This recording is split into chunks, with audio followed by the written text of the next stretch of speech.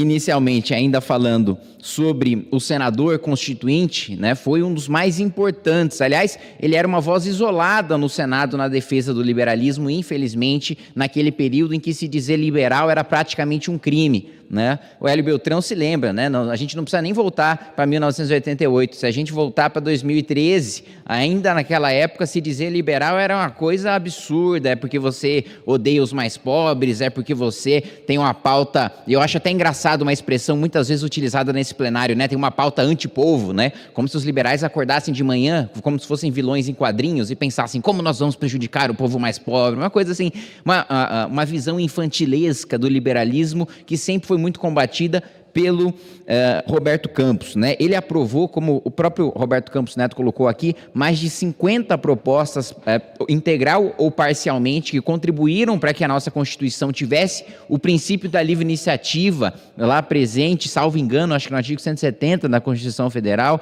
né, para que a gente tivesse, né, a propriedade privada. Roberto Campos atuou junto principalmente com a bancada ruralista à época para garantir que o direito à propriedade fosse um direito e uma garantia fundamental. Infelizmente, não foram todas as propostas, e aqui eu faço coro às palavras do Alexandre Garcia em relação a propostas de Roberto Campos Neto que poderiam muito bem ter sido aprovadas, muito bem ter sido implementadas já na Constituição de 1988, que se hoje a gente, depois de toda essa experiência, depois de todas essas décadas, estivesse vivendo sob um Brasil com mais propostas de Roberto Campos Neto, de Roberto Campos, aprovadas, nós sem dúvida nenhuma seríamos um país desenvolvido. Nós sem dúvida nenhuma hoje não estaríamos, né, para trás de países. Hoje a gente não está mais nem competindo com um país desenvolvido. Hoje a gente olha para o Vietnã, hoje a gente olha para a Índia e vê que o mínimo de lição de casa a gente não faz e a gente cresce muito menos. Se a gente tivesse, por exemplo, né, aprovado a proposta de Roberto Campos de livre negociação salarial no setor privado, isso, olha, já lá em 1988 a gente defende isso até hoje, e até hoje a gente não consegue uma coisa tão simples que praticamente todos os países desenvolvidos conseguiram: flexibilização no mercado de trabalho, extinção de empresa estatal que fosse deficitária. Veja só, ele ainda nem propunha privatizar tudo, só as deficitárias. A gente já teria um avanço gigantesco na economia brasileira sem que o pagador de imposto mais pobre fosse obrigado a pagar pelo rombo, pela incompetência e pela corrupção dos maus gestores, dos gestores corruptos, né?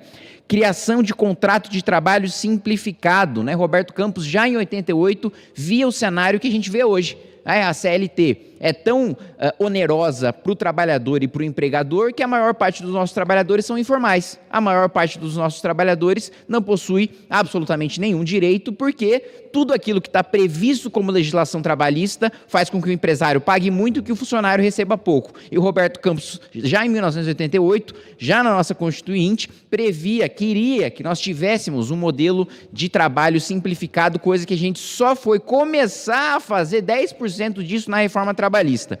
Mas, além de tudo isso, né, eu acho importante ressaltar, né, a figura do Roberto Campos Neto, que na minha avaliação tem sido, de fato, um herói e um sujeito que tem todos os seus méritos roubados pelo governo federal. Quando a gente tem uma inflação controlada, quando a gente tem uma melhora, né, no rating do Brasil, quando a gente consegue atingir o grau de investimento e o governo comemora como uma vitória própria, a gente sabe de quem é essa vitória. Essa vitória é de Roberto Campos Neto, é da atuação do presidente do Banco Central, que é tão injustamente atacado, com ataques torpes, vis, com ataques baixos, quando ele poderia muito bem, né, abrir mão dos seus valores e dos seus princípios e falar: bom, já que o governo está me atacando, eu vou jogar para a irresponsabilidade fiscal e vou adotar a política do governo. E não é isso que ele está fazendo. Mesmo apanhando, mesmo sofrendo, mesmo todo dia na imprensa sendo atacado pelo presidente da República e pelos principais ministros, ele mantém a sua postura firme e ele mantém o seu pulso firme. Aliás, em relação aos ataques do partido dos quais esses ataques partem, Roberto Campos foi um grande frasista, né? Eu sou um grande fã das suas célebres frases e eu não posso deixar de lembrar, citando os ataques que hoje Roberto Campos Neto sofre, é a célebre frase de Roberto Campos quando ele dizia que o PT é o partido dos trabalhadores que não trabalham, de estudantes que não estudam e de intelectuais que não pensam, né? Isso é uma coisa absolutamente simbólica e que mantém-se ao longo do tempo. Mais do que isso, né? No Brasil, ele dizia, a empresa privada é aquela que é controlada pelo governo e a pública é aquela que ninguém controla, né? E, além disso, né, essa realmente ficou muito famosa, né, que ele é chamado a responder a 2 perguntas. A primeira é se tem saída para o Brasil, né, e a segunda é o que fazer. E ele respondia de uma maneira muito espirituosa, né, de que tem 3 saídas para o Brasil, né, o Galeão, Cumbica e o liberalismo. E a resposta à segunda pergunta é a gente aprender com as experiências alheias, coisa que infelizmente o Brasil não faz. A gente não precisa reinventar a roda, a gente só precisa ver o que está acontecendo no mundo desenvolvido ou mesmo no subdesenvolvido, que está crescendo mais do que o Brasil cresceu mais do que o Brasil nos últimos 40 anos, e fazer a lição de casa. E para finalizar, eu vou fazer minhas e sobre meu mandato as palavras que o Roberto Campos fez sobre o seu próprio mandato. Quando eu ingressei aqui na Câmara dos Deputados, eu queria fazer o bem. Deputado Rodrigo Valadares, Hélio Beltrão, Alexandre Garcia, Marcel Van Hatten, Mauro Benevides. Agora, hoje, eu acho que a única coisa que eu consigo fazer é evitar o mal. Obrigado, presidente. Se inscrever no Clube MBL, receber em primeira mão, né, todas as informações, participar das votações. Atenção, eu tenho trabalhado dentro do MBL e eu acredito que vou ter sucesso em levar boa parte das nossas decisões como o modelo de votação das prévias do MBL funcionou muito bem, as pessoas participaram muito, se engajaram muito, né, debateram muito, né, a minha pré-pré-candidatura, a pré-pré-candidatura do Guto, esse foi o modelo que a gente viu que realmente funciona, de participação de quem está no Clube MBL. Então, eu tenho defendido que a gente tome decisões sobre o movimento.